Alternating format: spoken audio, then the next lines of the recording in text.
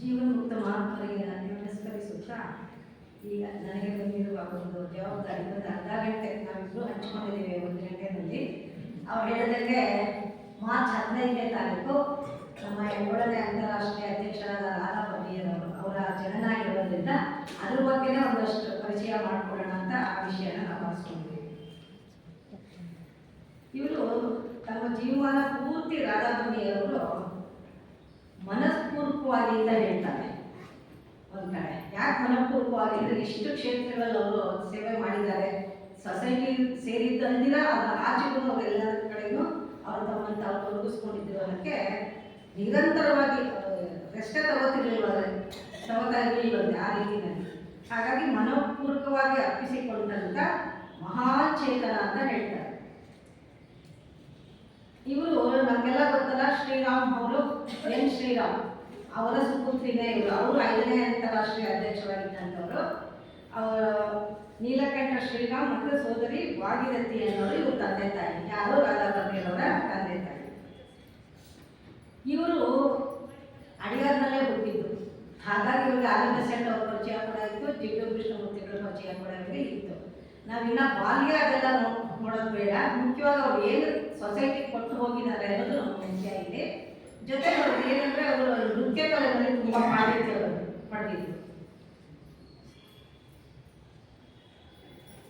ಇನ್ನು ಅವರು ಅಡಿಯಾರ್ ಅನ್ನೋ ಒಂದು ಕಲಾಕ್ಷೇತ್ರದಲ್ಲೇ ಭರತನಾಟ್ಯದಲ್ಲಿ ಪದವಿ ಪಡ್ಕೊಂಡಿದ್ರು. ಜೊತೆಗೆ ಥಿಯೋಸಫಿಕಲ್ ಸೊಸೈಟಿ ಕ್ಯಾಂಪಸ್ನಲ್ಲಿ ಅವರು BA MA ಓದ್ತಾ ಇದ್ರು. ಅದರಲ್ಲಿ ಕೂಡ ಇವರು ಫಸ್ಟ್ ಬಂದಿದ್ರು ಅಂತ ಹೇಳ್ತಾರೆ. ಇವರಿಗೆ ಶಾಸ್ತ್ರೀಯ ನೃತ್ಯ ಅಂದರೆ ತುಂಬಾ ಆಸಕ್ತಿ ಇತ್ತಂತೆ. ಮತ್ತು ವಾರಣಾಸಿನಲ್ಲಿರುವಂಥ ಒಂದು ಇಂಡಿಯನ್ ಸೆಕ್ಷನ್ನಲ್ಲಿ ಕೂಡ ಇವರು ಲೈಬ್ರರಿಯನ್ನಾಗಿ ಸೇವೆ ಮಾಡಿದ್ದಾರೆ. ಬೆನಾರಸ್ ಹಿಂದೂ ಯೂನಿವರ್ಸಿಟಿಯಿಂದ ಅವಾರ್ಡ್ ತಗೊಂಡಿದ್ದಾರೆ. MAನಲ್ಲಿ ಕೂಡ ಅವರು ಫಸ್ಟ್ ಕ್ಲಾಸ್ ಬಂದಿದ್ದಾರೆ. ಜೊತೆಗೆ ಸಂಸ್ಕೃತದಲ್ಲಿ ಪಾಂಡಿತ್ಯ ಪಡ್ಕೊಂಡಿದ್ದಂತೆ. ಮತ್ತು ಅವರು ನಮಗೆಲ್ಲ ಆಶ್ಚರ್ಯ ಆಗುತ್ತೆ, ಹೌದಾ ಅಂತ. ನನಗೂ ಗೊತ್ತಿರಲಿಲ್ಲ, ಇವತ್ತು ಬರ್ತಾ ಓದೋದಿಲ್ಲ ಹೌದಾ ಅನ್ನಿಸ್ತು. ಏನಂದರೆ ಆಗಿನ ಕಾಲದ ಒಬ್ಬರು ಫೇಮಸ್ ಡೈರೆಕ್ಟರ್ ಇದ್ರಂತೆ, ಸಿನಿಮಾ ತೆಗೆಯೋ ಡೈರೆಕ್ಟ್ರು. ಅವ್ರ ಹೆಸರು ರೆನೋಯಿಡ್ಸ್ ಅಂತ. ಅವರು ದ ರಿವರ್ ಅನ್ನೋ ಒಂದು ಚಿತ್ರ ತೆಗಿತಾರಂತೆ.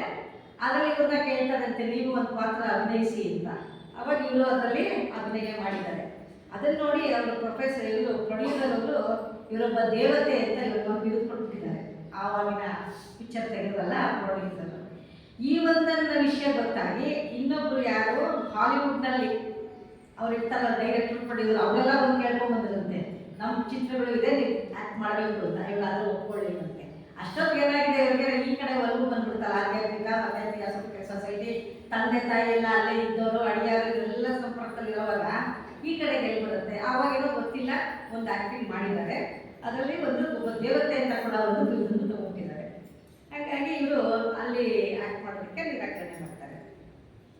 ಮುಂದೆ ಅವರು ಒಬ್ಬ ಫೋಟೋಗ್ರಾಫರ್, ಅವ್ರು ಯಾರು ಅಂದರೆ ಸ್ವಿಸ್ ದೇಶದವರು. ಅವ್ರ ಹೆಸರೇ ಬರ್ನಿಯಾ ಅಂತ. ಇವರು ರಾಧಾಜಿ ಅಂತ ಅವ್ರನ್ನ ಕರೆಯೋದು ನಾವೆಲ್ಲ. ಅವ್ರು ಮದುವೆ ಮಾಡ್ಕೊಂಡಿದ್ದರಿಂದ ರಾಧಾ ಬರ್ನಿಯರ್ ಅಂತ ಅವ್ರನ್ನ ಕರಿತೀವಿ ನಾವು. ಇವರು 1951ನೇ ಇಸ್ವಿಯಲ್ಲಿ ಮದುವೆ ಆಗ್ತಾರೆ. ಇವರು 12ನೇ ವಯಸ್ಸಿನಲ್ಲೇ ಥಿಯೋಸಫಿಕಲ್ ಸೊಸೈಟಿ ಸದಸ್ಯರಾಗ್ಬಿಡ್ತಾರೆ. ಯಾಕೆ ತಂದೆ ಇದ್ರಲ್ವಾ ಇದರಲ್ಲಿ, ಹಾಗಾಗಿ ಇವ್ರನ್ನ 12ನೇ ವಯಸ್ಸಲ್ಲೇ ಸದಸ್ಯರಾಗಿ ಮಾಡ್ಬಿಟ್ಟಿರ್ತಾರೆ. 51ರಲ್ಲಿ ಇವರು ಮದುವೆ ಆಗುತ್ತೆ. ಇನ್ನು 35ನೇ ವಯಸ್ಸಲ್ಲಿ ಇಸ್ವಿನಲ್ಲಿ 1935ನೇ ಇಸ್ವಿ ಆಗಿರುತ್ತೆ. ಅಂದರೆ ಇವರು 10 ವರ್ಷಗಳ ನಂತರ ಮದುವೆ ಆಗುತ್ತೆ. ಮದುವೆ ಆಗಿ 10 ವರ್ಷ ಈ ಕಡೆ ಗಮನ ಕೊಟ್ಟಿರಲ್ಲ. 10 ವರ್ಷದ ನಂತರ ಈ ಥಿಯೋಸಫಿಕಲ್ ಸೊಸೈಟಿನಲ್ಲಿ ಅವ್ರನ್ನ ಪೂರ್ತಿ ತೊಡಗಿಸ್ಕೊಂಡ್ಬಿಟ್ಟಾರಂತೆ. ಹೇಗೆ ಅಂದರೆ ಅನೇಕ ವರ್ಷಗಳ ಕಾಲ ಅವರು ಯೂತ್ ಲಾಡ್ಜ್ಗೆ ಅಧ್ಯಕ್ಷರಾಗ್ತಾರೆ ಮೊದಲನೇದಾಗಿ. ಆಮೇಲೆ ಮಡ್ರಾಸ್ ಫೆಡರೇಷನ್ ಇದೆ, ಅಲ್ಲಿ ಅಧ್ಯಕ್ಷರಾಗ್ತಾರಂತೆ. ಜೊತೆಗೆ ಜನರಲ್ ಕೌನ್ಸಿಲಲ್ಲಿ ಸದಸ್ಯ ಆಗ್ತಾರೆ. ಅಡಿಯಾರ್ ಆಡಳಿತ ಮಂಡಳಿನಲ್ಲಿ ಕೂಡ ಇವರು ಸದಸ್ಯ ಆಗ್ತಾರೆ. ಇಷ್ಟು ಅಲ್ಲಿನ ಹಲವಾರು ಕ್ಷೇತ್ರದಲ್ಲಿ ಇವರು ಸೇವೆ ಮಾಡಿದ್ದಾರೆ. ಇನ್ನು 1960ರಲ್ಲಿ ಇಂಡಿಯನ್ ಸೆಕ್ಷನ್ನ ಜನರಲ್ ಸೆಕ್ರೆಟರಿಯಾಗಿ 18 ವರ್ಷ ತಮ್ಮನ್ನು ತಾವು ಸೇವೆಯಲ್ಲಿ ತೊಡಗಿಸ್ಕೊಂಡ್ಬಿಟ್ಟಿಲ್ಲ. ಅಂದರೆ ನೋಡಿ, ನಿರಂತರವಾಗಿ ಅವರು ಬಿಡುವೇ ಇಲ್ಲ. ಒಂದೊಂದು ಕ್ಷೇತ್ರದಲ್ಲೂ ಮಾಡ್ತಾನೆ ಹೋಗ್ತಾ ಇದ್ದಾರೆ. ಇದೇ ಕ್ಷೇತ್ರ ತರಿಸ್ಕೊಂಡು ಅಲ್ಲೇ ಸಿಕ್ಕಾಕೊಂಡಿಲ್ಲ ಅವರು. ಇನ್ನು ಅಡಿಯಾರ್ ಗ್ರಂಥಾಲಯ, ಆ ಲಾಲ್ಕಾಟ್ ಅವ್ರದ್ದು ಗ್ರಂಥಾಲಯ ಇದೆ, ಲೈಬ್ರರಿ. ಯಾರ್ಯಾರು ಅಡಿಯಾರ್ ಹೋಗಿದ್ದೀರೋ ನೀವೆಲ್ಲ ನೋಡಿರ್ತೀರ ಗ್ರಂಥಾಲಯನ. ಅಲ್ಲಿ ಅವರು ಸಂಶೋಧನಾ ಕೇಂದ್ರದಲ್ಲಿ 5 ವರ್ಷ ಉಪನಿರ್ದೇಶಕರಾಗಿ ಬ್ರಹ್ಮವಿದ್ಯಾ ಅನ್ನೋ ಒಂದು ಪತ್ರಿಕೆ ಬರ್ತಿರುತ್ತೆ. ಆ ಪತ್ರಿಕೆ ಪತ್ರಿಕೆಗೆ ಸಂಪಾದಕರಾಗಿ ಕೂಡ ಕೊನೆಯವರೆಗೂ ತನಕ ಅವರು ಸೇವೆ ಮಾಡಿದ್ದಾರಂತೆ. ಅಂದರೆ ಅವ್ರು ದೇಹ ತ್ಯಾಗ ಮಾಡೋ ತನಕನೂ ಇಲ್ಲಿ ಅವರು ಸಂಪಾದಕರಾಗಿ ಕೆಲಸ ಮಾಡಿದ್ದಾರೆ. ಇನ್ನು ಸಂಸ್ಕೃತದಲ್ಲಿ ಒಂದು ಹಠಯೋಗ ಪ್ರದೀಪಿಕಾ ಅನ್ನೋ ಒಂದು ಗ್ರಂಥ ಇದೆ. ಜೊತೆಗೆ ಸಂಗೀತ ರತ್ನಾಕರ ಅನ್ನೋ ಒಂದು ಗ್ರಂಥ ಇದೆ. ಇದು ಇಂಗ್ಲೀಷಲ್ಲಿ ಇತ್ತಂತೆ, ಅಂದರೆ ಸಂಸ್ಕೃತದಲ್ಲಿ ಇತ್ತಂತೆ. ಅದನ್ನು ಇವ್ರು ಏನು ಮಾಡಿದ್ದಾರೆ, ಇಂಗ್ಲೀಷ್ಗೆ ಭಾಷಾಂತರ ಮಾಡಿದ್ದಾರೆ. ಇಂಗ್ಲೀಷ್ ಅಂದ್ರೆ ಸಾಮಾನ್ಯ ಎಲ್ಲರೂ ಓದ್ತಾರಲ್ವಾ, ಹಾಗಾಗಿ ಸಂಸ್ಕೃತದಲ್ಲಿರೋ ಈ ಎರಡು ಗ್ರಂಥಗಳನ್ನ, ಪವಿತ್ರವಾದ ಗ್ರಂಥಗಳು, ಇದನ್ನು ಇವರು ಇಂಗ್ಲೀಷ್ಗೂ ಭಾಷಾ ಅಂದರೆ ಎಷ್ಟೆಷ್ಟು ಕ್ಷೇತ್ರದಲ್ಲಿ ಅವರು ಅವ್ರನ್ನ ತೊಡಗಿಸ್ಕೊಂಡಿದ್ರು ಅಂತ ನಮ್ಗೆ ಗೊತ್ತಾಗುತ್ತೆ. ಇನ್ನು ಅವರು ಅಂತಾರಾಷ್ಟ್ರೀಯ ಅಧ್ಯಕ್ಷರುಗಳೇ ಆಗ್ಬಿಟ್ರೆ ಇನ್ನು ದೊಡ್ಡ ಜವಾಬ್ದಾರಿ ಇದೆಲ್ಲ ನೋಡೇ ಅವ್ರನ್ನ ಅಂತಾರಾಷ್ಟ್ರೀಯ ಅಧ್ಯಕ್ಷರನ್ನಾಗಿ ಗುರುತಿಸಿ ಅವ್ರನ್ನ ಸೆಲೆಕ್ಟ್ ಮಾಡ್ಕೊಂಡ್ರು.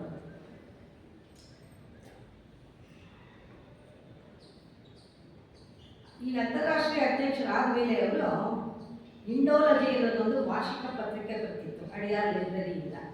ಅಲ್ಲಿ ಸಂಪಾದಕ ಮಂಡಳಿಯಲ್ಲಿ ಇದ್ಕೊಂಡು ಥಿಯಾಸಫಿಸ್ಟ್ ಅನ್ನೋ ಒಂದು ಮಾಸಪತ್ರಿಕೆಯಲ್ಲಿ ಸಂಪಾದಕರಾಗಿ ಕೂಡ ಅಲ್ಲೂ ಕೆಲಸ ಮಾಡ್ತಾಯಿದ್ರು.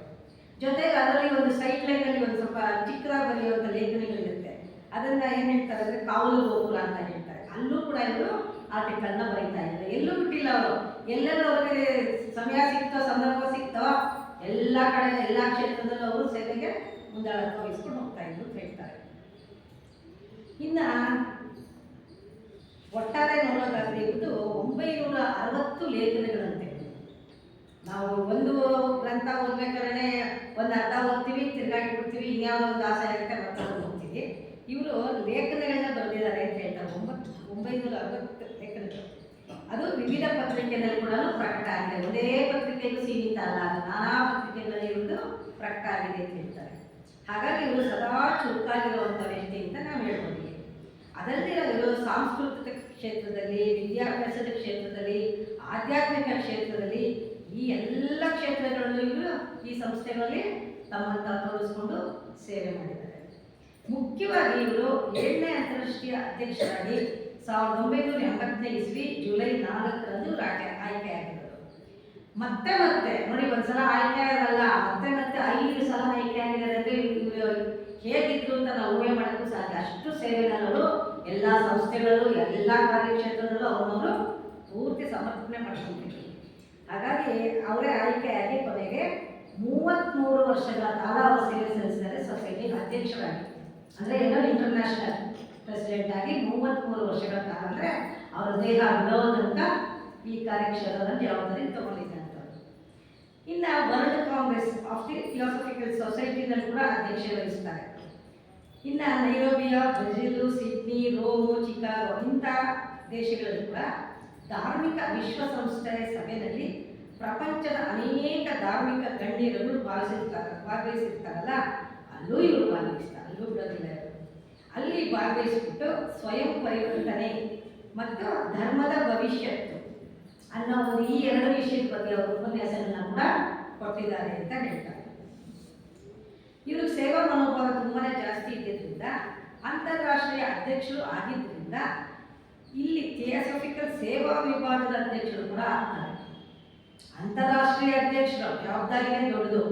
ಅದರಲ್ಲೆಲ್ಲ ಥಿಯಾಸಫಿಕಲ್ ಸೇವಾ ವಿಭಾಗದಲ್ಲಿ ಕೂಡ ಅವರು ಮತ್ತೆ ಅಧ್ಯಕ್ಷತೆ ವಹಿಸ್ಕೊಳ್ತಾರೆ.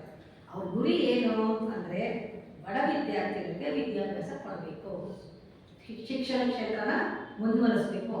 ಈಗಲೇ ಎಷ್ಟೋ ಜನ ಬಡ ಮಕ್ಕಳು ನೋಡಿ ಗೌರ್ಮೆಂಟ್ ಸ್ಕೂಲಂದ್ರೂ ಕೂಡ ಬರಲ್ಲ, ಪಾಪ ಕೆಲಸಕ್ಕೆ ಹಾಕ್ಬಿಡ್ತಾರೆ. ಇನ್ನು ಆಗಿನ ಕಾಲ ಯೋಚನೆ ಮಾಡಿದ್ರೆ, ಹಾಗಾಗಿ ಅವರು ಮಕ್ಕಳಿಗೆ ಶಿಕ್ಷಣ ಕೊಡಬೇಕು, ಜೊತೆಗೆ ಬಡವರಿಗೆ ಮುಖ್ಯವಾಗಿ ಕೊಡಬೇಕು ಅನ್ನೋದು ಅವ್ರ ಉದ್ದೇಶ. ಇನ್ನು ಪ್ರಾಣಿಗಳ ಹಿತರಕ್ಷಣೆ, ನಮ್ಗೆ ಗೊತ್ತು, ಸಹೋದರ ಭಾವ, ಪ್ರಾಣಿ ಹಿಂಸೆ ಮಾಡುವಂಥ ನಮ್ಮದು ಮೊದಲನೇ ಉದ್ದೇಶನೇ ಇರೋದ್ರಿಂದ ಅವ್ರಿಗೆ ಅದ್ರ ಬಗ್ಗೆ ಅವ್ರಿಗೆ ತುಂಬ ಕಾಳಜಿ ಇರುತ್ತೆ. ಅದರದ್ದು ರಕ್ಷಣೆ ಮಾಡಬೇಕು ಅನ್ನೋ ಕಡೆನೂ ಅವರು ಮನಸ್ಸು ಕೊಡ್ತಾರೆ.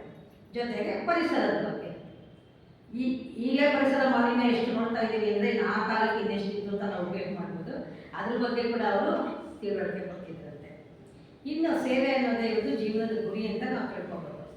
ಇನ್ನು ಎಲ್ಲಿ ಅವರು ಏನೇನೋ ಸೂಕ್ಷ್ಮತೆ ಕಾಣಿಸ್ತಾ ಇದ್ದೋ ಅವೆಲ್ಲ ಅವ್ರು ಪರಿವರ್ತನೆ ಮಾಡೋದಕ್ಕೆ ತುಂಬ ಹೋರಾಟ ಮಾಡ್ತಿದ್ರಂತೆ. ನಿಮಗೆಲ್ಲ ಗೊತ್ತಿರ್ಬೋದು, ಬೋನ್ಸಾಯಿ ಗಿಡ ಅಂತ ಬೆಳೀತಾರೆ. ಒಂದು ಚಿಕ್ಕ ಪಾಟಲ್ಲೇ ದೊಡ್ಡ ಮರ ಆಗುವಂಥದ್ದನ್ನು ಅದನ್ನು ಹಾಕ್ಬಿಡ್ತಾರೆ. ಅದು ಇಷ್ಟ ಕುಜ್ಜಾಗಿರುತ್ತೆ, ನೋಡೋಕ್ಕೆ ಮುದ್ದಾಗ ಚೆನ್ನಾಗಿರುತ್ತೆ. ಆದರೆ ಸಂಸ್ಕರಣೆ ಪ್ರಕಾರದಲ್ಲಿ ಅದು ಮುಂದುವರಿಯೋದಿಲ್ಲ, ಹಾಗೆ ಇರುತ್ತೆ. ಅದಕ್ಕೆ ಕೂಡ ಇವರು ಏನೆಷ್ಟಾಗಿ ಹೋರಾಟ ಮಾಡ್ತಾರೆ, ಬೇಡ ಈ ಥರ ಬೆಳಿಬಾರ್ದು ಅಂತ. ಯಾಕೆ ಹೇಳ್ತಿದ್ದೀನಿ ಅಂದರೆ ಚಿಕ್ಕ ಸೂಕ್ಷ್ಮಗಳು ಅವರು ಗಮನಿಸಿ ಬದಲಾವಣೆ ಸಂಪಾದನೆ ಥರ ಪ್ರಯತ್ನ ಪಡ್ತಿದ್ರು ಅಂತ. ಇನ್ನು ಆನಿ ಬೆಸೆಂಟ್ ಅವರ ಧ್ಯೇಯ ಏನಿತ್ತು ಅಂದರೆ ಭಾರತೀಯರನ್ನ ತಾತ್ವಿಕ ಆಧ್ಯಾತ್ಮಿಕ ತಳಹದಿ ಮೇಲೆ ಪುನರ್ಜೀವನಗೊಳಿಸೋದು ಅಂತಲೇ ಆನಿ ಬೆಸೆಂಟ್ ಬಂದಿತ್ತು. ಇವರು ಆನಿ ಬೆಸೆಂಟ್ ಕಾಲದವರೇ ತನ್ನಲ್ಲಿದ್ದವರು, ಅವ್ರ ಪರಿಚಯ ಚೆನ್ನಾಗಿದ್ದವರು. ಇದನ್ನ ಸಹಕಾರ ಮಾಡಬೇಕು ಅಂದ್ಬಿಟ್ಟು ಈ ರಾಜಾಜಿಯವರು ಭಾರತದ ಯುವಜನರಿಗೆ ಒಳ್ಳೆಯ ನಾಗರಿಕತೆ, ಸದ್ಗುಣಗಳು, ಸರಿಯಾದ ಜೀವನ ಮಾರ್ಗಗಳ ಬಗ್ಗೆ ತಿಳುವಳಿಕೆ ಕೊಡಬೇಕು ಅಂತ ಹೇಳಿ new life for Indian movement ಅನ್ನೋದನ್ನ ಇಂಡಿಯನ್ ಸೆಕ್ಷನ್ ಜನರಲ್ ಸೆಕ್ರೆಟರಿ ಆಗಿದ್ದಾಗ ಪ್ರಾರಂಭ ಮಾಡಿಬಿಡ್ತಾರಂತೆ. ನೋಡಿ, ಯಾವ ಕ್ಷೇತ್ರನೂ ಬಿಡಲ್ಲ, ಅವರು ಎಲ್ಲೆಲ್ಲಿ ಏನೇನು ಸಾಧ್ಯ ಆಗುತ್ತೋ ಸೇವೆ ಮಾಡೋಕ್ಕೆ ಅಂತ ಅಲ್ಲೆಲ್ಲನೂ ಅವರು ಹೋರಾಡ್ತಾರೆ. ಇನ್ನು ನಾನು ಹೇಳಿದಾಗ ಅವ್ರಿಗೆ JK ಅವ್ರ ಸಂಪರ್ಕ ಇತ್ತಲ್ವ ಚಿಕ್ಕಂದಿನಿಂದ. JK ಅವರು ಅಡಿಯಾರ್ ಬಿಟ್ಬಿಡ್ತಾರೆ. ಎಷ್ಟೋ ವರ್ಷಗಳಾಗೋಗಿರುತ್ತೆ ಅಡಿಯಾರ್ ಬಿಟ್ಟು, ಅಡಿಯಾರ್ ಬಂದೇ ಇರೋದಿಲ್ಲ. ಒಂದು ಸಾಲೇನ್ ಅನ್ನೋ ಒಂದು ಕ್ಷೇತ್ರದಲ್ಲಿ JK ಅವ್ರದ್ದು ಒಂದು ಉಪನ್ಯಾಸ ಇರುತ್ತೆ. ರಾಧಾಜಿಯವರು ಹೋಗಿರ್ತಾರೆ. ಅದು ಎಲ್ಲರ ಅಂತಾರಾಷ್ಟ್ರೀಯ ಅಧ್ಯಕ್ಷ ಆದಮೇಲೆ. ಹಾಗಾಗಿ JK ಬೋಧನೆಗಳಿಗೆಲ್ಲ ಇವ್ರ ಮೇಲೆ ತುಂಬ ಪ್ರಭಾವ ಬೀರಿರುತ್ತೆ. ಆದರೆ ನೋಡಿರೋದಿಲ್ಲ. ಇವ್ರು ಏನು ಮಾಡ್ತಾರೆ, ಅಲ್ಲಿ ಹೋದಾಗ ಅಡಿಯಾರ್ಗೆ ಅವ್ರನ್ನ ಆಹ್ವಾನ ಮಾಡ್ತಾರೆ, ಬನ್ನಿ ನೀವು ಅಡಿಯಾರ್ಗೆ ಅಂತ. ರಾಜಾಜಿಯವರು 47 ವರ್ಷ ಆಗೋಗಿರುತ್ತಂತೆ JK ಅವರು ಅಡಿಯಾರ್ ಬಿಟ್ಟು. ಆ 47 ವರ್ಷದ ಮೇಲೆ ಇವರ ಆಹ್ವಾನನ ಸ್ವೀಕರಿಸಿ ಅವರು ಅಡಿಯಾರಿಗೆ ಬರ್ತಾರಂತೆ. ಹಾಗಾಗಿ ಅಡಿಯಾರು ನಮ್ಮ ಭಾರತದ ಕೃಷ್ಣಮೂರ್ತಿ ಫೌಂಡೇಶನಲ್ಲಿ ಧರ್ಮದರ್ಶಿ ಆಗ್ತಾರಂತೆ ರಾಜಾಜಿಯವರು. ನೋಡಿ, ಅಲ್ಲೂ ಬಿಡಲ್ಲ, ಅವ್ರನ್ನ ಕರೆಸ್ಕೊತಾರೆ. ಅವ್ರ ಜೊತೆಯಾಗಿ ಆ ಕ್ಷೇತ್ರದಲ್ಲಿ ಅವರು ಇದು ಮಾಡ್ತಾರೆ, ಬಿರುದುಗಳನ್ನು ತಗೋತಾರೆ. ಇವ್ರು ಯಾವ್ಯಾವ ಥರ ಬಿರುದುಗಳು ಬರುತ್ತೆ ಅಂತ ನೋಡೋದಾದರೆ, ಡಾಕ್ಟರೇಟ್ ಪದವಿ ಬರುತ್ತೆ. ನಾಗಾರ್ಜುನ ವಿಶ್ವವಿದ್ಯಾಲಯಗಳು 1984ನೇ ಇಸ್ವಿ ಜನವರಿನಲ್ಲಿ ಗೌರವದಿಂದ ಇವರಿಗೆ ಡಾಕ್ಟರೇಟ್ ಪದವಿ ಕೊಡ್ತಾರಂತೆ. ಚೆನ್ನೈನಲ್ಲಿ ಆನ್ಲೈನ್ ಅನ್ನೋದಿದೆ. ಅವರು ಅಂತಾರಾಷ್ಟ್ರೀಯ ಮಹಿಳಾ ದಿನಾಚರಣೆ ಅಂಗವಾಗಿ 2008ನೇ ಇಸ್ವಿನಲ್ಲಿ ಇವರು ಸೇವೆಯನ್ನು ಗುರುತಿಸಿ ಸ್ಮರಿಸಿ ಗೋಲ್ಡನ್ ಲೋಟಸ್ ಅವಾರ್ಡನ್ನು ಇವರು ಜೀವನ ಪೂರ್ತಿ ಇರಬೇಕದು ಅಂತ ಅಂದ್ಬಿಟ್ಟು ಈ ರೀತಿಯಲ್ಲಿ ಗೋಲ್ಡನ್ ಲೋಟಸ್ ಅನ್ನೋ ಅವಾರ್ಡನ್ನು ಇವರಿಗೆ ಕೊಡ್ತಾರಂತೆ. ಯಾರು? ಚೆನ್ನೈನವರು ಆನ್ಲೈನಲ್ಲಿ ಕೆಲಸ ಮಾಡ್ತಾ ಇದ್ದಂಥವ್ರು ಅಂತಾರಾಷ್ಟ್ರೀಯ ಮಹಿಳಾ ದಿನಾಚರಣೆ ಅಂಗವಾಗಿ ಇವರಿಗೆ ಇದನ್ನು ಕೊಡ್ತಾರೆ, ಅವಾರ್ಡನ್ನು. ಇದಿಷ್ಟು ಸಂಕ್ಷಿಪ್ತವಾಗಿ ಇವ್ರ ಬಗ್ಗೆ ನಾನು ನಿಮಗೆ ಹಂಚ್ಕೊಂಡಿದ್ದೀನಿ. ಮತ್ತು ಇವರು ಗ್ರಂಥಗಳು ಬರೆದ್ರು ಅಂತ ಹೇಳಿದೆ ನಾನು. ಆ ಒಂದು ಗ್ರಂಥದಲ್ಲಿ ಮಾನವನ ಪುನರುತ್ಥಾನ ಅನ್ನೋದು ಒಂದು ಶ್ರೇಷ್ಠವಾದ ಗ್ರಂಥ. ಅದರಲ್ಲೂ ಒಂದು 5-6 ಶೀರ್ಷಿಕೆಗಳಿದೆ. ಆ ಒಂದು ಶೀರ್ಷಿಕೆಯಲ್ಲಿ ನನಗೆ ಇಷ್ಟ ಆಗಿದೆ ಏನಂದರೆ, ಹೋಗಲು ಬೇರೆ ಮಾರ್ಗವೇ ಇಲ್ಲ ಅಂತ ಒಂದು ಶೀರ್ಷಿಕೆ ಇದೆ. No other path to go ಅಂತ ಇಂಗ್ಲೀಷಲ್ಲಿ ಹೇಳ್ತಾರೆ. ಅವ್ರು ಇಂಗ್ಲೀಷಲ್ಲಿ ಬರೆದಿದ್ದಾರೆ. ಅದನ್ನು ಕನ್ನಡಕ್ಕೆ ನಮ್ಮ ಹಿರಿಯ ಸೋದರಿ ಕಮಲಮ್ಮ ಎಲ್ಲನೂ ಅನುವಾದ ಮಾಡಿದ್ದಾರೆ. ಅದರಲ್ಲಿ ಈ ಒಂದು ನನಗೆ ಹಂಚ್ಕೋಬೇಕು ಇವತ್ತು ಅನಿಸಿ ಅದ್ರ ಬಗ್ಗೆ ನಿಮಗೆ ಹೇಳ್ತಾ ಇದ್ದೀನಿ. ಇನ್ನು ಅವ್ರು ಏನು ಹೇಳ್ತಾರೆ ಅಂದರೆ, ರಾಧಾಜಿಯವರು ಈ ಒಂದು ಶೀರ್ಷಿಕೆ ಅವ್ರು ಬರೆದಿರೋ ಒಂದು ಲೇಖನ, ಸೊಸೈಟಿಯ ಸದಸ್ಯರಾಗಬೇಕಾದರೆ ಅವರ ಯೋಗ್ಯತೆ ಹೇಗಿರಬೇಕೆಂತ ತಿಳಿಸ್ತಾ ಹೋಗ್ತಾರಂತೆ. ನಾವೆಲ್ಲರೂ ಸದಸ್ಯರಾಗಿದ್ದೀವಿ, ಆಗಿದ್ದೇ ಇರೋರು ಹೊಸಬರು ಬಂದಿರ್ಬೋದು. ರಾಧಾಜಿಯವರು ಏನು ಹೇಳ್ತೀರೋ ಅದನ್ನು ನಾನು ನಿಮ್ಮೊಂದಿಗೆ ಹಂಚ್ಕೋತೀವಿ. ಹೇಗಿರಬೇಕು ಅಂತ ಹೇಳ್ತಾರೆ ಅಂದರೆ, ಜನಸಾಮಾನ್ಯರಿಗಿಂತಲೂ ನಾವು ಬೇರೆಯಾಗಿರ್ಬೇಕಂತೆ. ಯಾಕಂದರೆ ಸ್ವಲ್ಪ ಮಟ್ಟಿಗಾರು ನಾವು ಜ್ಞಾನನ ತಿಳ್ಕೊತಾ ಹೋಗ್ತಿದ್ದೀವಲ್ವಾ. ಸಾಮಾನ್ಯ ಜನರಿಗೆ ನಾವು ಇಲ್ಲಿ ಒಂದು ಸದಸ್ಯರಾಗಿದ್ದೀವಿ, ಹಾಗೆ ನಡವಳಿಕೆಯಲ್ಲಿದ್ದರೆ ಇವರು ಪ್ರಯೋಜನ ಇಲ್ಲ ಅಂತ ಹೇಳ್ತಿದ್ದಾರೆ. ಹಾಗಾಗಿ ಸ್ವಲ್ಪ ಮಟ್ಟಿಗಾದರೂ ಬೇರೆಯಾಗಿ ನಾವು ಸಾಮಾನ್ಯ ಜನಕ್ಕಿಂತ ಬೇರೆಯಾಗಿ ವರ್ತನೆ ಮಾಡಬೇಕು. ಜೊತೆಗೆ ಧೈರ್ಯವಾಗಿ ವರ್ತಿಸಲು ಆರಂಭ ಮಾಡಬೇಕಂತೆ. ಖಂಡಿತ ಯಾರಿಗೂ ಧೈರ್ಯ ಇರಲ್ಲ ಮೊದಲು ಅಲ್ವ. ಯಾವುದೇ ಒಂದು ವಿಷಯಗಳ ಬಗ್ಗೆ ಕೆಲವ್ರಿಗೆ ಇರ್ಬೋದು, ಕೆಲವ್ರಿಗೆ ಯಾವುದಕ್ಕೆ ಮುಂದುವರಕ್ಕೆ ಧೈರ್ಯ ಇರೋದಿಲ್ಲ. ಆದರೆ ಇಲ್ಲಿ ಥಿಯಾಸಫಿಕಲ್ ಸೊಸೈಟಿ ಸದಸ್ಯನಾಗಬೇಕಾದ್ರೆ ಆದಮೇಲೆ ಸ್ವಲ್ಪ ಆದರೂ ಅವನಲ್ಲಿ ಧೈರ್ಯ ಅನ್ನೋದು ಬರಬೇಕು ಅಂತ ಹೇಳ್ತಾರೆ. ಯಾಕೆಂದರೆ ನಾವೆಲ್ಲ ಹೋಗ್ತಾ ಇರೋದೇ ಸತ್ಯವಾದ ಮಾರ್ಗ, ಜ್ಞಾನ ಮಾರ್ಗ ಅಂದಾಗ ಇಲ್ಲಿ ಹೇಳೋದೆಲ್ಲೂ ಸತ್ಯ. ಅದನ್ನು ಗಂಟಾಘೋಷವಾಗಿ ಹೇಳೋಕ್ಕೆ, ನಡ್ಕೊಳ್ಳೋಕ್ಕೆ ಯಾತಕ್ಕೆ ಧೈರ್ಯ ಕೊಡಬೇಕು? ಧೈರ್ಯವಾಗಿ ಏನು ಬೇಕಾದ್ರೂ ನಾವು ಹೇಳ್ಬೋದು. ಯಾಕೆಂದರೆ ನಮ್ಮದು 3 ಮಹಾಶಕ್ತಿಗಳಿದೆ, 3 ಮಹಾ ಉದ್ದೇಶಗಳಿರೋದ್ರಿಂದ ಅದ್ರ ಬಗ್ಗೆ ನಾವು ಎಲ್ಲರಿಗೂ ಹಂಚ್ಕೋಬೋದು. ಪ್ರಶ್ನೆ ಮಾಡಿದಾಗ ಧೈರ್ಯವಾಗಿ ನಮ್ಗೆ ಹೇಗೆ ಗೊತ್ತೋ ಅದನ್ನು ನಮಗೆ ಹೇಳ್ಬೋದು. ಆವಾಗ ಆಕರ್ಷಣೆಯಾಗಿ ಅವ್ರನ್ನೂ ಬರ್ಬೋದು ಈ ಒಂದು ಸಂಸ್ಥೆಗೆ. ಹಾಗಾಗಿ ಧೈರ್ಯನ ಫಸ್ಟು ಕಲ್ತ್ಕೋಬೇಕಂತೆ. ಜನಸಾಮಾನ್ಯರಿಗಿಂತ ನಾವು ಸ್ವಲ್ಪ ಬೇರೆ ರೀತಿಯೇ ಜೀವನ ಮಾಡಬೇಕಂತೆ. ಮತ್ತು ಸಾಮಾನ್ಯ ಜನರ ಜೀವನ ವಿಧಾನಗಳಲ್ಲಿ ಅನೇಕ ಲೋಪದೋಷಗಳು ಇರುತ್ತೆ. ಖಂಡಿತ ಅಲ್ವಾ? ಸಾಮಾನ್ಯ ಮನುಷ್ಯನಾಗ ಎಲ್ಲರೂ ಕೆಲವೊಂದು ಲೋಪದೋಷಗಳು ಇರುತ್ತೆ. ಯಾವ ಥರ ಇರುತ್ತೆ ಅಂತ ಹೇಳ್ತಾರೆ. ಕೀಳು ಜಾತಿ ಅಂತ ನೋಡಿದಾಗ ತುಂಬ ಅಲ್ಲ, ನಮ್ಮ ದೇಶದಲ್ಲಂತೂ ಜಾತಿ ಬಗ್ಗೆ ಅಂತೂ ಇವತ್ತಿಗೂ ಇದೆ. ಅದ್ರ ಬಗ್ಗೆ ದೃಷ್ಟಿಕೋನ ಬದಲಾಯಿಸ್ಕೋಬೇಕಂದ್ರೆ ಸ್ವಲ್ಪ ಮಟ್ಟಿಗಾದ್ರು ಆಮೇಲೆ ಶ್ರೀಮಂತರಿಗೆಲ್ಲ ಗೌರವ ಕೊಡೋದು ಜಾಸ್ತಿ, ಬಡವರಿಗೆ ಕೇವಲವಾಗಿ ನೋಡೋದು, ಬಡತನ ಬಡವ ಅಂತಂದರೆ ಈ ರೀತಿ ಇದೆಲ್ಲ ಇದೆ. ಆದರೆ ಇದೊಂದು 2-3 ಉದಾಹರಣೆಗಳು ಕೊಡ್ತಾ ಹೋಗ್ತಾರೆ. ಈ ಸಂಸ್ಥೆ ಸದಸ್ಯನಾದವನು ಈ ರೀತಿ ಜಾತಿ ಮತ ಬಡವ ಬಲ್ಲಿದ ಅನ್ನೋ ಭೇದನ ಮಾಡದೆ ಎಲ್ಲ ಮನುಷ್ಯರನ್ನು ಮನುಷ್ಯರಂತಲೇ ಕಾಣಬೇಕು, ಹಾಗೆ ಭಾವಿಸ್ಬೇಕು, ನಡ್ಕೋಬೇಕು ಅಂತ ಹೇಳ್ತಾರೆ. ಹಿಂದೆ ನಮಗೆ ಗೊತ್ತಿರೋಂಗೆ ಹೇಳಿದೆ ನಾನು, ಸಾರ್ವತ್ರಿಕ ಸೋದರ ಭಾವ ಎಲ್ಲದರಲ್ಲೂ ನಾವು ಅದನ್ನು ಕಾಣಬೇಕು ಅಂತ. ಇನ್ನು ಹೊರಗಿನ ನೋಟಕ್ಕೆ ಕಾಣುವಂಥ ವಿಷಯಗಳೆಲ್ಲವೂ ಆಕಸ್ಮಿಕವಾಗಿ ಇರುತ್ತೆ. ಖಂಡಿತ ಮನುಷ್ಯ ಏನಿಂದ ಯಾವ ದೇಶದಲ್ಲೇ ಹುಟ್ಟಿರಲಿ ಅದರಲ್ಲೇನೂ ಅತಿಶಯ ಇಲ್ಲ. ಮನುಷ್ಯ ಹುಟ್ಟಿದ ಮೇಲೆ ಅಯ್ಯೋ ಆ ದೇಶದವರಪ್ಪ ಅವರು ಮರ್ಯಾದೆ ಕೊಡಬೇಕು, ನಮ್ಮ ದೇಶದವರು ಇವರು ನಾರ್ತ್ ಇಂಡಿಯಾದವರು, ಅದರಲ್ಲೂ ನಾವು ನೋಡ್ತಾ ಇರೋಂಗೆ ಬೆಂಗಳೂರಲ್ಲಂತೂ ನಾವು ಯಾರನ್ನೂ ಆ ಥರ ಕಡೆಗಣಿಸೇ ಇಲ್ಲ, ಎಲ್ಲರನ್ನೂ ಸ್ವೀಕಾರ ಮಾಡಿದ್ವಿ. ನಮಗಿನ್ನ ಜಾಸ್ತಿ ಕನ್ನಡಿಗರಿಗಿನ್ನ ಬೇರೆ ಕಡೆಯಿಂದ ಬಂದವರೇ ತುಂಬಾ ಜನ ಇದ್ದಾರೆ. ನಾವು ಆಧಾರದಿಂದ ಬಂದು ಮಾಡ್ಕೊಂಡು ಅವ್ರ ಭಾಷೆನೇ ಕಲಿತು ಅವ್ರ ಭಾಷೆನೇ ನಾವು ಉತ್ತರ ಕೊಡುವಷ್ಟು ವಿಶಾಲ ಮನೋಭಾವ ನಮ್ಮದು. ನಿಜ ಹೇಳ್ಬೇಕಂದ್ರೆ ಹೌದಲ್ವಾ? ಒಪ್ಪತ್ತೀರ ಇದನ್ನ? ಅದೇ ನಾವು ಬೇರೆ ಇವಾಗ ಮದ್ರಾಸ್ಗೆ ಹೋಗಿ, ಆಂಧ್ರಾಗೆ ಹೋಗಿ, ಕೇರಳಗೆ ಹೋಗಿ ನಾವು ಕನ್ನಡ ಮಾತಾಡ್ತೀವಿ ಅಂದರೆ ನಾವು 1 ಗಂಟೆನೂ ಅಲ್ಲಿ ಜೀವನ ಮಾಡೋಕ್ಕೆ ಸಾಧ್ಯನೇ ಇಲ್ಲ. ಹಾಗಾಗಿ ಅವ್ರು ಹೇಳೋ ರೀತಿ ನಾವು ಕನ್ನಡಿಗರು ಆದಷ್ಟು ನಡ್ಕೊತಿದ್ದೀವಿ ಬೆಂಗಳೂರಲ್ಲಿ, ಬೇರೆ ಕಡೆ ನಮ್ಗೆ ಗೊತ್ತಿಲ್ಲ. ಹಾಗಾಗಿ ಅವ್ರು ಹೇಳ್ತಿದ್ದಾರೆ ಯಾವ ದೇಶದಲ್ಲೇ ಹುಡುಕಿ ಅದೇನು ಅತಿಶಯ ಅಲ್ಲ, ಹಾಗಾಗಿ ಇಲ್ಲಿ ಐಕ್ಯತಾ ಭಾವ ಅನ್ನೋದು ಮುಖ್ಯ ಅಂತ ಹೇಳ್ತಾರೆ. ಮತ್ತು ಕೆಲವರು ನೋಡಿ ಚರ್ಮದ ಬಣ್ಣ ನೋಡಿ ಕೂಡ ಹಾಡಿತಾರೆ, ಅಯ್ಯೋ ಅವ್ರು ತಪ್ಪಿದ್ದಾರೆ, ಅವ್ರ ಜೊತೆ ಮಾತಾಡಬಾರ್ದು, ಅವ್ರೇನೋ ಬಡವರು ಅನ್ಸುತ್ತೆ, ಅಲ್ಲಿ ಈ ಥರ ಎಲ್ಲ ಮನೋಭಾವನೆಗಳು ಮನುಷ್ಯನ ತುಂಬ ಆ ಕಾಲದಿಂದ ತುಂಬ ಹುಟ್ಟಿದೆ. ಅದಕ್ಕೆ ಅವ್ರು ಹೇಳೋದು ಇರುತ್ತೆ ಸಾಮಾನ್ಯ ಮನುಷ್ಯರಿಗೆ ಅಂತ ಅವ್ರು ಮೊದಲು ಹೇಳೋದು. ಅದೇ ಇಲ್ಲಿ ಬಂದು ಒಬ್ಬ ಥಿಯಾಸಫಿಕಲ್ ಸೊಸೈಟಿ ಸದಸ್ಯ ಆದ ನಂತರ ಆದರೂ ನಾವು ಸ್ವಲ್ಪವಾದರೂ ಬದಲಾವಣೆ ಹೊಂದಬೇಕು ಅನ್ನೋದು ರಾಧಾಜಿಯವರ ಉದ್ದೇಶ. ಮತ್ತೆ ಅವಗುಣಗಳಂತೂ ನಮ್ಮಲ್ಲಿ ಹೇರಳವಾಗಿದೆ ಮನುಷ್ಯನಲ್ಲಿರೋದು ಗೊತ್ತಿದೆ, ನಮ್ಮನ್ನು ನಾವೇ ಪರಿಶೀಲನೆ ಮಾಡ್ಕೋಬೋದು, ಇಲ್ಲ ಅಂತ ಹೇಳೋಕ್ಕಾಗಲ್ಲ. ಅದೇ ನಾವು ಮುಂದುವರಿಬೇಕು ಅಷ್ಟೇ. ಹಾಗಾಗಿ ಅವ್ರು ಹೇಳ್ತಿದ್ದಾರೆ ಅದನ್ನೆಲ್ಲ ಬಿಟ್ಟು ನೀವು ಸದ್ಗುಣಗಳನ್ನ ಬೆಳೆಸ್ಕೋಬೇಕು. ಈ ರೀತಿ ಸದ್ಗುಣ ಬೆಳೆಸ್ಕೊತಾ ಏನಾಗುತ್ತೆ ಅಂದರೆ ನಮ್ಮಲ್ಲಿ ಈ ಲೌಕಿಕ ಆಸೆ ಪ್ರಾಪಂಚಿಕ ಜೀವನದಿಂದ ನಾವು ಗೊತ್ತಿಲ್ಲದಿರೋ ಸ್ವಲ್ಪ ನಾವೇ ದೂರ ಆಗ್ತಾ ನಮ್ಮಲ್ಲಿ ವೈರಾಗ್ಯ ಅನ್ನೋದು ಕ್ರಮೇಣ ಆಟೋಮೆಟಿಕ್ಕಾಗಿ ಒಂದೇ ಬರುತ್ತೆ ಅಂತಾರೆ. ಯಾಕಂದರೆ ವೈರಾಗ್ಯ ಅಂತಂದಾಗ ಈ ಸನ್ಯಾಸಿಗಳನ್ನೆಲ್ಲ ನಾವು ವೈರಾಗ್ಯ ಅಂತ ಕರಿತೀವಲ್ವ, ಅವರೇನು ಎಲ್ಲ ತ್ಯಜಿಸ್ಬಿಟ್ಟಿರ್ತಾರೆ. ಅವ್ರು ಯಾವ ಸ್ವಂತ ಮನೆ ಅನ್ನೋದು ಇರೋದಿಲ್ಲ, ಸ್ವಂತ ಊರು ಅನ್ನೋದು ಇರೋಲ್ಲ, ಎಲ್ಲಿದ್ರಲ್ಲೇ ಅವ್ರ ಜೀವನ, ಯಾರು ಹೆಣ್ಣು ಕೊಟ್ಟರೆ ಅಷ್ಟೇ, ಏನೂ ಅವ್ರ ಕಾಮೆಂಟೇ ಇಲ್ಲ ಅಂತ ಆ ಥರ ಸನ್ಯಾಸಿ ಜೀವನ ಮಾಡ್ತಾರೆ. ಇವ್ರು ಹೇಳೋದು ನಾವು ಆ ರೀತಿ ಒಂದು ಸದ್ಗುಣಗಳನ್ನ ಬೆಳೆಸ್ಕೊತಾ ಹೋದರೆ ಅವ್ರ ಥರ ಸನ್ಯಾಸಿ ಜೀವನ ಎಲ್ಲೋ ಇರ್ತೀವಿ ಅಂತಲ್ಲ, ಇರೋ ಕಡೆನೇ ಇದ್ದರೂ ನಾವು ಸಾಮಾನ್ಯ ಜೀವನ ಅಂದರೆ ಸಿಂಪಲ್ ಲಿವಿಂಗ್ ಅಂತೀವಲ್ಲ ಆ ರೀತಿ ಜೀವನ ಮಾಡೋಕ್ಕೆ ಸಾಧ್ಯ. ನಮ್ಮ ಉದ್ದೇಶ ಏನೋ ಮಾನವನಿಂದ ಮಾನವಾತೀತನಾಗಬೇಕು ಅನ್ನೋ ಉದ್ದೇಶ ನಮ್ಮ ಈ ಸಂಸ್ಥೆಯ ಉದ್ದೇಶ. ಜೊತೆಗೆ ನಾವು ಆತ್ಮರೂಪದಲ್ಲಿದ್ದೀವಿ, ಜೀವಾತ್ಮನ ಹಂತಕ್ಕೆ ನಮ್ಮ ಪ್ರಜ್ಞೆ ನಿಲ್ಲಿಸಿ ಜೀವಾತ್ಮ ಹೋಗಿ ಪರಮಾತ್ಮನಲ್ಲಿ ಐಕ್ಯ ಆಗಬೇಕು ಅನ್ನೋದು ನಮ್ಮ ಉದ್ದೇಶ.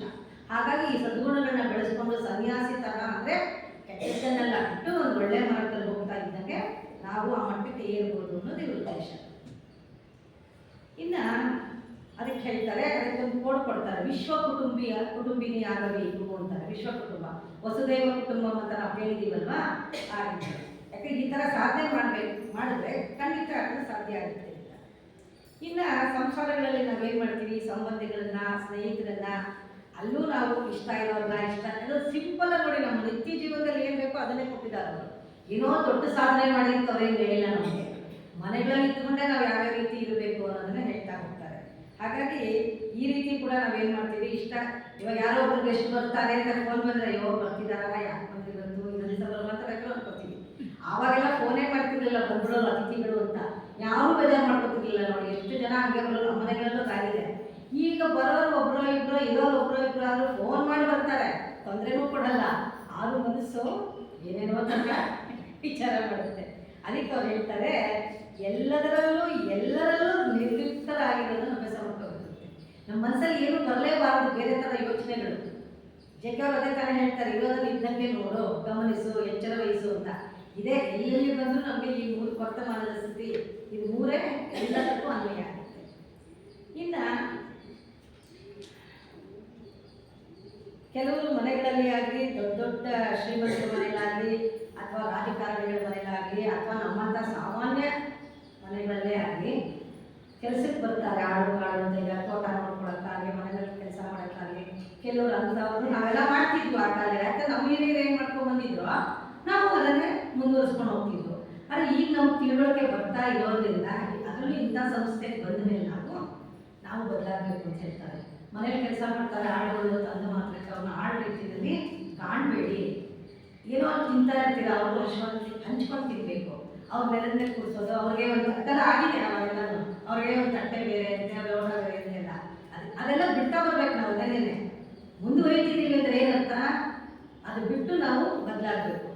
ನಮ್ಮಲ್ಲೇನೋ ನೋಡಿ, ನಾನು ಗಂಟಾಘೋಷ ಹೇಳ್ತೀನಿ ನಿಜವಾಗ್ಲೂ. ನಾನೇನೋ ಈ ಸಂಸ್ಥೆಗೆ ಬರ್ತಿದ್ದೀನಿ, ಸದಸ್ಯರಾಗಿದ್ದೀನಿ. ನಮ್ಮ ಸೊಸೆ ಮಗ ಈಗಿನ ಕಾಲದಲ್ಲಿ ಎಲ್ಲರೂ ಮಕ್ಕಳು ಹಾಗೆ ಇರ್ತಾರೆ ಅನ್ಸುತ್ತೆ. ನಾವು ಮಾಡಿದಾಗ ಅವರು ಒಪ್ಕೊಳ್ಳಲ್ಲ, ಇವಾಗ ತಪ್ಪು ಅಂತಾರೆ ಅವರು. ಒಂಥರ ಗಂಟಾಘೋಷ ಹೇಳ್ತಾರೆ ಧೈರ್ಯವಾಗಿ.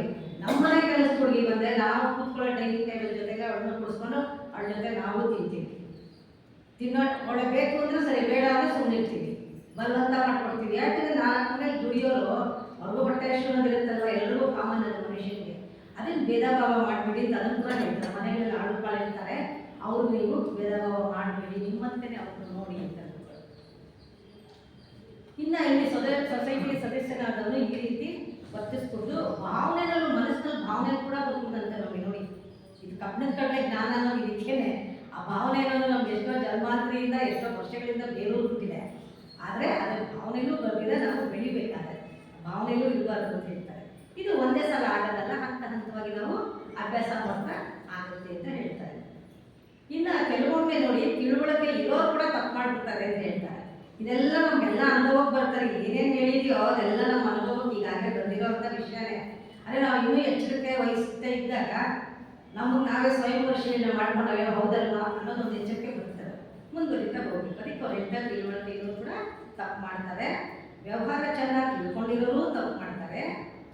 ಆಮೇಲೆ ಅವನ್ನ ದಡ್ಡ ಅಂತಲೂ ಕರೆದು ಎಷ್ಟು ನೋಡಿ ಕ್ಷೇತ್ರ ಇದು ಒಂದಲ್ಲ ಎರಡಲ್ಲ ಒಂದು ದಿನದಲ್ಲಿ ನಾವು ಬೆಳಗ್ಗೆ ಎದ್ದಾಗಿಂದ ಮಲ್ಕೊಳ್ಳೋ ತನಕನೇ ನಮ್ಮನ್ನು ನಾವು ಪರೀಕ್ಷೆ ಮಾಡ್ಕೊಂಡ್ರೆ ಎಷ್ಟು ತಪ್ಪುಗಳು ಮಾಡ್ತಿರ್ತೀವಿ, ಎಷ್ಟು ಭಾವನೆಗಳಲ್ಲಿ ಏನೇನೋ ಭಾವಿಸ್ಕೊತೀವಿ.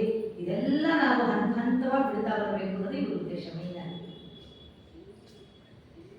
ಆಮೇಲೆ ಕೆಲವೊಂದ್ಸಲ ಬೇರೆಯವ್ರನ್ನ ನಾವು ತಪ್ಪು ಅಂತೀವಂತೆ, ಬೈತೀವಂತೆ ತುಂಬ ಸಲ ಎಲ್ಲ. ಅದನ್ನು ನಾವು ಸ್ವಯಂ ಪರಿಶೀಲನೆ ಮಾಡ್ಕೊಬೇಕಂತೆ. ನೀವು ಈ ತಪ್ಪೇ ಮಾಡಿಲ್ವಾ ಯಾವತ್ತೂ, ಅವ್ರು ಹೇಳ್ತಾ ಇದೆಯಲ್ಲ ಮಾಡಿದ್ಯಾ ತಾನೇ ಅಂದಮೇಲೆ ನೀವು ಮಾತಾಡಬಾರ್ದು, ನೀನು ಅವ್ರು ಬುದ್ಧಿನೇ ಹೇಳ್ಬಾರ್ದು ಅಂತಾರೆ. ಇದು ನಾವೆಲ್ಲ ಜೀವನದಲ್ಲೂ ಆಗಿರುತ್ತೆ. ಕೊನೆಗೆ ಏನು ಮಾಡೋದು, ಸಮರ್ಥನೆ. ಏನು ನಿನ್ನಷ್ಟು ನಾನೇನು ಮಾಡಿಲ್ಲಪ್ಪ, ನಿನ್ನ ಥರ ಇಲ್ಲ, ನಾನೇನೋ ಒಂದು ಚಿಕ್ಕದಾಗಿ ಮಾಡಿ ಸಮರ್ಥನೆ ಕೊಟ್ಕೋತಾ ಹೋಗ್ತೀವಿ. ಕೊಟ್ಟು ಖಾಲಿ ಮಾಡ್ಕೊಂಡು ನಾವು ತಪ್ಪು ಸರಿ ಹೋಗ್ಬೇಕು ಭಾವನೆನೇ ಇಲ್ಲ ನಮ್ಮ ಮನುಷ್ಯರಲ್ಲಿ ಅಂತ ಹೇಳ್ತಾರೆ. ಆಮೇಲೆ ಅಹಂಕಾರದಲ್ಲೂ ಅಷ್ಟೇ. ಅಯ್ಯೋ ಬೇರೆಯವ್ರನ್ನ ಬೆಟ್ ಮಾಡಿ ತೋರಿಸ್ತೀವಂತೆ. ಅವ್ರು ಏನು ಅಹಂಕಾರ ಇರಲ್ಲ, ಅವ್ರಿಗೆ ಎಷ್ಟು ಅಹಂಕಾರವಾಗಿ ಪ್ರಶ್ನೆ ಮಾಡ್ತಾರಲ್ವ ಅವರೆಲ್ಲ. ನಿನಗಿಲ್ವಾ ಅಂತ ಯಾರನ್ನ ಕೇಳಿದ್ರೆ ಅವರಷ್ಟಿಲ್ಲ, ನಾನು ಅದಕ್ಕೆಲ್ಲ ಅಹಂಕಾರ ಮಾಡಲ್ಲ, ಅವ್ರಿಗೂ ನನ್ನ ಹೋಲಿಸ್ಲೇಬೇಡಿ ಅಂತಿರುತ್ತೆ. ದಯಮಾಡಿ ಹೇಳಿಪ್ಪ ಅಂತ. ಅದಕ್ಕೆ ಕಾರಣ ಬೇರೆ ಕೊಡ್ತೀವಂತೆ. ನಾನು ಅಹಂಕಾರ ಪಡಕ್ಕೆ ಅಂತ ನೋಡಿ ಈ ತರಹ ಇದೆ, ಸಮರ್ಥನೆ ಮಾಡ್ಕೊಳ್ಳೋದು. ಅವ್ರಿಗೇನಿದೆ ನೋಡಿ, ಅವ್ರಿಗೇನಿದೆ ಅಂತ ಅಹಂಕಾರ ಪಡಬೇಕು. ಈ ಥರ ಎಲ್ಲ ನಾವು ಮಾಡ್ಬಿಟ್ಟಿದ್ದೀವಿ, ಇದೆಲ್ಲ ತಪ್ಪು, ನಿಜವಾಗ್ಲೂ ಒಪ್ಕೋಬೇಕು. ನಾವು ಬುದ್ಧಿ ಇಲ್ಲ ಅವಾಗ. ಹೌದು, ಏನಂದ್ರೆ ಅವಾಗಿನ ಕಾಲದಲ್ಲಿ ನನ್ನ ಪ್ರಕಾರ ಹೇಳೋದು, ಮನೆಗಳಲ್ಲಿ ನಾವು ಸುತ್ತಮುತ್ತ ವಾತಾವರಣದಲ್ಲಿ ಹೇಗಿದ್ರು ನಾವೆಲ್ಲ ಹಾಗೆಯೇ ಒಳ್ಳೆ ಪಟ್ಟಿ ಹಾಕ್ಕೊಂಡ್ಬಿಟ್ಟು ಎರಡು ಕಡೆ ಹೀಗೆ ಹೋದ್ವು. ಈಗ ವಿಶಾಲವಾಗಿದೆ. ಈಗಿನ ಮಕ್ಕಳು ನೋಡಿ ಆ ಥರ ಇಲ್ಲ. ಹಾಗೆ ನೋಡಿದ್ರೆ ನಾವೆಲ್ಲ ಮಾತಾಡ್ತಿದ್ದಂಗೆ, ಭಾವನೆಗಳು ಹೇಳ್ಕೊಂಡಂಗೆ, ಒಬ್ಬರ ಹತ್ರ ಅವ್ರು ಹಂಚ್ಕೊಂಡು ಈ ರೀತಿ ಯಾರೂ ಮಾತಾಡಲ್ಲ. ಈಗಿನ ಜನ್ರೇಷನ್ ಎಲ್ಲ ಬದಲಾವಣೆ ಆಗ್ತಿದೆ. ಅದು ನೋಡ್ಬೋದ್ರೆ ಎಷ್ಟೋ ಈಗ ನನಗೇ ಅನಿಸುತ್ತೆ, ಅಯ್ಯೋ ನಾವೆಲ್ಲ ಹಿಂದಿನವ್ರು ಅಂತೀವಿ, ನಾವು ಅವ್ರುಗಳನ್ನೆಲ್ಲ ಫಾಲೋ ಮಾಡಿಬಿಟ್ಟು ಮನೆಗಳಲ್ಲಿ ಅಮ್ಮನಲ್ಲಿ ಇದ್ದಾಗ ಅಮ್ಮ ಅಪ್ಪ ಅಣ್ಣ ತಮ್ಮ ಏನು ಮಾಡ್ತಾರೋ ಅದನ್ನು ಫಾಲೋ ಮಾಡೋ, ಮದುವೆ ಆದ್ಮೇಲೆ ಅತ್ತೆ ಮನೇಲಿ ಏನು ಫಾಲೋ ಮಾಡ್ತಾರೆ ಅವರೇ ಫಾಲೋ ಮಾಡೋದು. ದೊಡ್ಡವರೇ ಹೇಳ್ತಾರೆ ನಾವು ಕೇಳಬೇಕು. ಇಷ್ಟೇ ನಮ್ಮ ಬುದ್ಧಿ ಇದ್ದಿದ್ದು. ಈಗ ತುಂಬ ಬದಲಾವಣೆ ಆಗಿದೆ. ನನಗೆ ತುಂಬ ಸಂತೋಷ ಆಗುತ್ತೆ ಹೇಳ್ಬೇಕಂತ. 5 ನಿಮಿಷ ಇದೆಯಾ? ಇನ್ನು ಅದಕ್ಕೆ ಜೆ ಕೆ ಅವರು ಹೇಳ್ತಾರೆ, ಯಾರನ್ನು ಯಾವತ್ತೂ ಯಾರನ್ನು ನಿಮ್ಮದಾಗಿ ಬೇರೆಯವರಲ್ಲಿ ಹೋಲಿಸಲೇಬಾರ್ದು, ತುಂಬ ತಪ್ಪು ಅಂತ ಹೇಳ್ತಾರೆ. ಇಲ್ಲಿ ಇನ್ನೊಂದು ವಿಷಯ ಹೇಳ್ತೀನಿ. ನಾವು ನಿಜವಾದ ಥಿಯಾಸಫಿಸ್ಟ್ಗಳಾಗಬೇಕಾದ್ರೆ ನಮ್ಮನ್ನು ನಾವು ಸದಾ ಗಮನಿಸ್ಕೊಳ್ತಾ ಇರಬೇಕು, ಎಚ್ಚರಿಕೆಯಿಂದ ಇರಬೇಕು. ನಮ್ಮ ಯೋಚನೆಗಳು ಹೇಗೆ ಹುಟ್ಟುತ್ತೆ, ಯಾಕೆ ಹುಟ್ಟಿತು ಈ ಥರ ಯೋಚನೆ, ಅದ್ರ ಬಗ್ಗೆ ನಾವು ತುಂಬಾ ವೀಕ್ಷಣೆ ಮಾಡ್ತಿರ್ಬೇಕಂತೆ. ಆಮೇಲೆ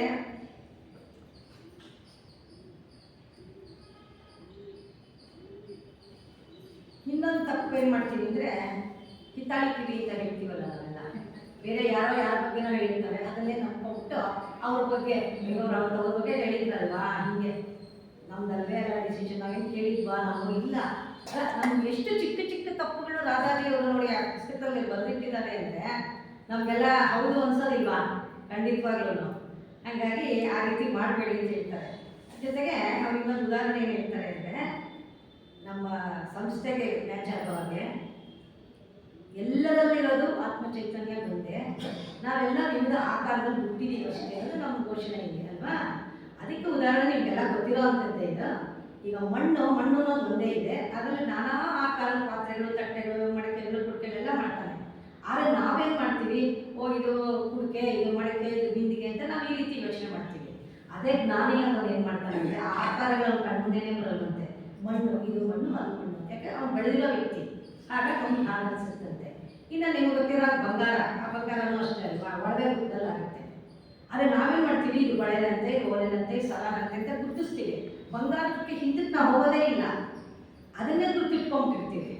ಆದರೆ ನಿಜವಾಗ್ಲೂ ಏನದು, ನೀನೇನೇ ಮಾಡೋದು ಅದು ಬಂಗಾರವೇ ಅಂತ. ಅದಕ್ಕೆ ಅವ್ರು ಹೇಳೋದು, ತಿಳಿದವನು ಬೆಳೆದವನು ಏನು ಮಾಡ್ತಾನೆ, ಅದನ್ನು ಆಕಾರ ನೋಡೋದೇ ಇಲ್ಲ. ಬಂಗಾರ ನೋಡ್ತಾನೆ, ಮಣ್ಣು ಅಂತ ನೋಡ್ತಾನೆ. ನಾವು ಅದಕ್ಕೆ ಅವ್ರು ಏನು ಕೇಳ್ತಾರೆ ಅಂದರೆ, ಇಲ್ಲಿ ನೀನು ಅದೇ ರೀತಿ ಆತ್ಮ ಚೈತನ್ಯ ಅವರಲ್ಲೂ ಇದೆ. ಬರೀ ಮನುಷ್ಯರಲ್ಲೇ ಅಂತಲ್ಲ, ಪಶು ಪಕ್ಷಿ ಪ್ರಾಣಿ ಖನಿಜ ಎಲ್ಲವೂ ನಮ್ಮ ಸೋದರ ಭಾವ ಅಂದರೆ ನಮ್ಮ ಇತಿಹಾಸದಿಂದ ಹೇಳೋದಿರೋ ಖನಿಜ ವರ್ಗದಿಂದ ನಾವೆಲ್ಲ ಸಹೋದರ ಬಂದಿರೋದು ಅಂತ, ಸಂಸಾರದಲ್ಲಿ ಬೆಳಕೊಂಡು ಬಂದಿದ್ದೀವಿ ಅಂತ. ಹಾಗಾಗಿ ಇಲ್ಲಿ ಚೈತನ್ಯನ ನೋಡು, ನೀನು ಆತ್ಮ ಚೈತನ್ಯ ನೋಡು. ದೇಹ ಆಗಲಿ ಅಥವಾ ಅವನ ಸಿರಿಮೆ ಆಗಲಿ, ಅವ್ನ ಬಡವ ಶ್ರೀಮಂತ ಕಪ್ಪು ಆದೇಶನು ಅವೆಲ್ಲ ಬಿಟ್ಟು ಅವನು ನಮ್ಮಂತೆ ಒಂದು ಮನೆ ಜೀವಿ ಅಷ್ಟೇ. ಚೈತನ್ಯ ಅವನಲ್ಲೇ ನನ್ನಲ್ಲಿದೆ. ಈಗ ನೋಡಿ, ಸಿಂಪಲ್ ಆಗಿ ಹೇಳ್ಬೇಕಂದ್ರೆ, ಈ ಒಂದು ಜೀವ ಇರುವಾಗ ನಾವೆಲ್ಲರೂ ಹೆಸರಿಟ್ಟು ಎಲ್ಲರನ್ನೂ ಗುರುತಿಸ್ತೀವಿ. ಅದೇ ಒಂದು ಕ್ಷಣ ದೇಹದಿಂದ ಆತ್ಮ ಹೋಯ್ತು ಅಂದ ತಕ್ಷಣ ಹೆಸರೇ ಹೊರಟೋಗುತ್ತೆ. ಎಲ್ಲರದ್ದು ಏನಾಗುತ್ತೆ, ಡೆಡ್ ಬಾಡಿ. ಅವಾಗ ಒಂದೇ ಹೆಸರು, ಡೆಡ್ ಬಾಡಿ ಕರಿತೀವಿ. ಅದಕ್ಕೆ ಮುಂಚೆ ಅಂದರೆ ಹೆಸರಿಟ್ಟು ಕರಿತೀವಿ. ಅವ್ರು ಎಲ್ಲಿಂದ ಬಂದಿದ್ರು, ಏನು ಎತ್ತ ಅಂತೆಲ್ಲ ವಿವರಣೆ ಕೊಡ್ತೀವಿ, ಹೋಗ್ತೀವಿ ಅಲ್ವಾ. ಆವಾಗ ನೋಡೋ ಒಂದೇ ಭಾವನೆ ಡೆಡ್ ಬಾಡಿ ಅನ್ನೋದನ್ನ ಬದುಕಿರೋವಾಗ ನನ್ನ ಚೈತನ್ಯನೇ ಅವನಲ್ಲಿ ಇದೆ ಅಲ್ವಾ ಅಂತ ನಾವು ಗುರುತಿಸುವಂಥ ಒಂದು ಹಂತಕ್ಕೆ ನಾವೆಲ್ಲ ಹೋಗಬೇಕು ಅಂತ ಅವ್ರು ಹೇಳ್ತಾ ಇದ್ದಾರೆ. ಟೈಮ್ ಆಗ್ತಿದೆ, ಒಂದು ನಿಮಿಷ ತಗೊಂಡು ಮುಗಿಸ್ಬಿಡ್ತೀನಿ. ಅದಕ್ಕೆ ಅವ್ರು ಹೇಳೋದು, ಸರ್ವಂ ಕಲ್ವಿದಂ ಬ್ರಹ್ಮ ಅಂತ ನಾವು ಉಪನಿಷತ್ತುಗಳನ್ನು ಕೇಳಿದ್ದೀವಿ. ಎಲ್ಲರಲ್ಲೂ ಬ್ರಹ್ಮನ ಚೈತನ್ಯ ಇದ್ದೇ ಇದೆ ಅಂತ. ಆ ಪ್ರಜ್ಞೆಯೇ ಭವ್ಯವಾದ, ದಿವ್ಯವಾದ, ಪ್ರಕಾಶಮಾನವಾದ ಒಂದು ವಸ್ತು. ಇದೇ ಅತ್ಯಂತ ರಹಸ್ಯವಾದ, ಗುಪ್ತವಾದ ವಿಷಯ ಅಂತ ಹೇಳ್ತಾರೆ. ನಮ್ಮಲ್ಲಿ ಅಡಗಿರುವಂಥ ಈ ದಿವ್ಯವಾದ ಸತ್ಯವನ್ನು ನಾವು ಕಂಡುಹಿಡ್ಕೋಬೇಕು. ಚೈತನ್ಯ ಇದೆ ಫೈನಲ್ ನಾವೆಲ್ಲ ಹೇಳ್ತಿದ್ದೀವಿ, ಹೇಗೆ ಕಂಡುಹಿಡ್ಕೊಳ್ಳೋದಲ್ವಾ? ಹೇಗೆ ಕಂಡುಹಿಡಿಯಕ್ಕೆ ಸಾಧ್ಯ ನಾಡು ಅಂದರೆ ನಮ್ಮ ಪ್ರಜ್ಞಾ ಮಟ್ಟ ಆ ಮಟ್ಟಕ್ಕೆ ಹೋದರೆ ಖಂಡಿತ ಕಂಡುಹಿಡಿಬೋದು ಅಂತ ಹೇಳ್ತಾರೆ. ಅದಕ್ಕೆ ಅವ್ರು ಹೇಳೋದು ಏನಂದರೆ, ವಿಶ್ವದಲ್ಲಿ ಒಂದು ಹೊಸ ನಾಮವು ಕೇಳಿ ಬರುತ್ತೆ ಅಂತ ಹೇಳ್ತಿದ್ದಾರೆ. ಏನಂದರೆ ಆ ವಿಶ್ವದಲ್ಲಿ ಒಂದು ಹೊಸ ನಾಮ, ಪ್ರತಿಯೊಂದು ವಸ್ತುವು ಶಾಶ್ವತವೂ ದಿವ್ಯವೂ ವಿಶಿಷ್ಟವೂ ಆದ ನಿಜವಾದ ನಾಮ ಬಂದಿರೋದು. ಆ ಹೆಸರನ್ನು ಕೇಳಿಸಿಕೊಳ್ಳುವುದು, ಆ ದಿವ್ಯ ತೇಜಸ್ಸನ್ನು ಕಾಣುವುದು ನಿಜವಾದ ಥಿಯಾಸಫಿಸ್ಟ್ ಮಾಡುತ್ತಿರುವ ರಹಸ್ಯ ಶೋಧನೆ. ಅಂದರೆ ನಾವು ಆ ಕಡೆಗೆ ಮುಖ ಮಾಡಿ ನಾವಿವಾಗ ಸತ್ಯ ಕಂಡಿಡ್ಕೋಬೇಕು. ಏನಿದು ಆಳವಾದ ಜ್ಞಾನ, ಆತ್ಮಚೈತನ್ಯ ಅಂದರೆ ಏನು ಅನ್ನೋದಕ್ಕೆ ನಾವೆಲ್ಲ ಇಲ್ಲಿ ಬರ್ತಾ ಇದ್ದೀವಿ. ಇಲ್ಲಿ ಕಾಣುವುದು ನಿಜವಾದ ಥಿಯಾಸಫಿಸ್ಟ್ ಮಾಡುತ್ತಿರುವ ರಹಸ್ಯ ಶೋಧನೆ. ಇದನ್ನೇ ಉಪನಿಷತ್ತಿನಲ್ಲಿ ಕೂಡ ಇದೇ ಹೇಳಿದಾರಂತೆ. ಸಿಂಪಲ್ ಆಗಿದೆ, ಹೋಗಲು ಬೇರೆ ದಾರಿ ಇಲ್ಲ ಅಂತ ಹೇಳಿದ್ದಾರೆ. ಹೋಗಲು ಬೇರೆ ದಾರಿ ಇಲ್ಲ ಅಂದರೆ ನಾವು ಮೋಕ್ಷ ಮಾರ್ಗಕ್ಕೆ ಹೋಗೋಕ್ಕಾಗಲಿ, ಸತ್ಯ ಕಂಡುಹಿಡ್ಕೊಳ್ಳೋಕ್ಕಾಗಲಿ, ಎಲ್ಲರಲ್ಲೂ ಆತ್ಮ ಚೈತನ್ಯ ಇರೋದು ಒಂದೇ ಅಂತ ಕಂಡುಹಿಡ್ಕೋಬೇಕು ಅಂದರೆ ನಾವು ಇಷ್ಟೊತ್ತು ಇವಾಗ ಒಂದು ಸ್ವಲ್ಪ ವಿಷಯ ನಿಮ್ಮ ಹತ್ರ ಹಂಚ್ಕೊಂಡಲ್ಲ, ನಮ್ಮಲ್ಲಿರೋ ಅವಗುಣಗಳನ್ನ ಬಿಟ್ಟು ಸದ್ಗುಣಗಳನ್ನ ಬೆಳೆಸ್ಕೊಂಡು ಬೇರೆ ಬೇರೆ ಭೇದ ಭಾವದಲ್ಲಿ ಯಾರನ್ನು ನೋಡ್ದಿರ ಈ ರೀತಿ ಜೀವನ ಮಾಡ್ತಾ ಹೋಗೋದೇ ಈ ದಾರಿ ಬಿಟ್ಟರೆ ಬೇರೆ ಇನ್ಯಾವ ದಾರಿಗೆ ಹೋದ್ರೂ ನೀವು ಇದನ್ನು ಕಂಡುಕೊಳ್ಳೋಕ್ಕೆ ಸಾಧ್ಯನೇ ಇಲ್ಲ ಅಂತ ಹೇಳ್ತಾರೆ. ಅದನ್ನೇ ಸರ್ವಂ ಕಲ್ವಿದಂ ಬ್ರಹ್ಮ ಅಂತ ಉಪನಿಷತ್ತಲ್ಲಿ ಹೇಳಿರೋದನ್ನೇ ನಮಗೆ ಇಲ್ಲಿ ಅವರು ಕನ್ನಡದಲ್ಲಿ ಹೋಗಲು ಬೇರೆ ದಾರಿ ಇಲ್ಲ ಅಂತ ತಿಳಿಸ್ಕೊಟ್ಟಿದ್ದಾರೆ. ಇಂಥ ಮಹಾಚೇತನ 2013 ಅಕ್ಟೋಬರ್ 31ನೇ ತಾರೀಕು ಹೃದಯಾಘಾತದಿಂದ ಸ್ವಸ್ಥಾನ ಸೇರ್ತಾರೆ. ಇವರೊಬ್ಬ ಧೀಮಂತ ವ್ಯಕ್ತಿ ಅಂತ ಹೇಳ್ಬೋದು. ಇವರು ನಮ್ಮ ಮನುಕುಲಕ್ಕೆ ಸಲ್ಲಿಸಿರುವಂಥ ಸೇವೆಗೆ ಈ ದಿನ 15ನೇ ತಾರೀಕು ಆಗೋಗಿದೆ ಈಗಾಗಲೇ. ಆದರೂ ಈ ತಿಂಗಳಿರೋದನ್ನು ನಾವು ಅವ್ರನ್ನ ನೆನಪು ಮಾಡ್ಕೊತಾ ಇದ್ದೀವಿ. ಹಾಗಾಗಿ ನಾವಿಲ್ಲಿ ಕೃತಜ್ಞರಾಗಿ ಅವ್ರಿಗೆ ಭಕ್ತಿ ಭಾವದಿಂದ ಎಲ್ಲರೂ ಅವ್ರಿಗೆ ಒಂದು ನಮಸ್ಕಾರ ಮಾಡೋಣ. ಅವರು ಪ್ರಾಣಿಗಳಲ್ಲಿ ಸಸ್ಯಗಳಲ್ಲಿ ದಯೆ ಮತ್ತು ಕರುಣೆ ತೋರಿಸಿದ್ದಾರೆ, ಅದರಂತೆ ನಾವು ನಡ್ಕೊಳ್ಳೋಣ. ಜೊತೆಗೆ ಪರಿಸರವನ್ನು ನಾವು ಶುಚಿಯಾಗಿರೋದನ್ನು ಕಲಿಯೋಣ ಅಂತ ಹೇಳ್ತಾ ಈ ಒಂದು ಅವಕಾಶ ಕೊಟ್ಟಂಥ ಥಿಯೋಸಾಫಿಕಲ್ ಸಿಟಿ ಲಾಡ್ಜ್ನವ್ರಿಗೆ ನನ್ನ